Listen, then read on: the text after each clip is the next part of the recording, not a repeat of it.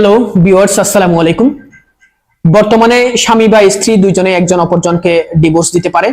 এটা মুসলিম পারিবারিক আইন অধ্যাদেশ 1961 এর 7-1 উপধারা মতে এই আইনের বিধান রয়েছে, ডিভোর্স দেওয়ার বা তালাক দেওয়ার বিধান রয়েছে। যদি আপনারা একজন অপরজনকে ডিভোর্স দিতে চান বা তালাক দিতে চান, আপনাদেরকে প্রথমে যেতে হবে স্থানীয় যে কাজী অফিস আছে, কাজী অফিসে গিয়েও ডিভোর্সের তালাকের বা তালাকের নোটিশ ইস্যু করতে পারবেন। স্থানীয় যে চেয়ারম্যানের কার্যালয় আছে, চেয়ারম্যানের কার্যালয়ে গিয়েও ডিভোর্সের বা তালাকের নোটিশ ইস্যু করতে পারবেন। ওখানে যদি না পারেন, স্থানীয় যে কোর্ট আছে, কোর্টে গিয়ে নোটারি পাবলিকের মাধ্যমেও তালাকের নোটিশ ইস্যু করতে পারবেন।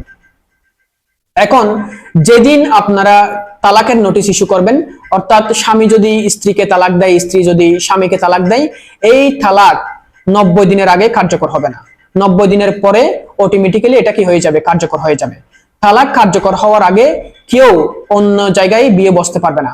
অর্থাৎ স্বামী যদি স্ত্রীকে তালাক দেয়, স্বামী অন্য জায়গায় অন্য মেয়েকে 90 দিনের আগে বিয়ে করতে পারবে না। স্ত্রীও যদি স্বামীকে তালাক দেয়, স্ত্রীও অন্য জায়গায় 90 দিনের আগে বিয়ে বসতে পারবে না। 90 দিনের আগে যদি কেউ বিয়ে করে, তাহলে বাংলাদেশের আইন অনুযায়ী শাস্তিযোগ্য অপরাধ রয়েছে। যেমন দণ্ডবিধির 494 ধারা অনুযায়ী কেউ যদি বিয়ে করে, সেক্ষেত্রে 7 বছরের কারাদণ্ড বা জরিমানার বিধান রয়েছে।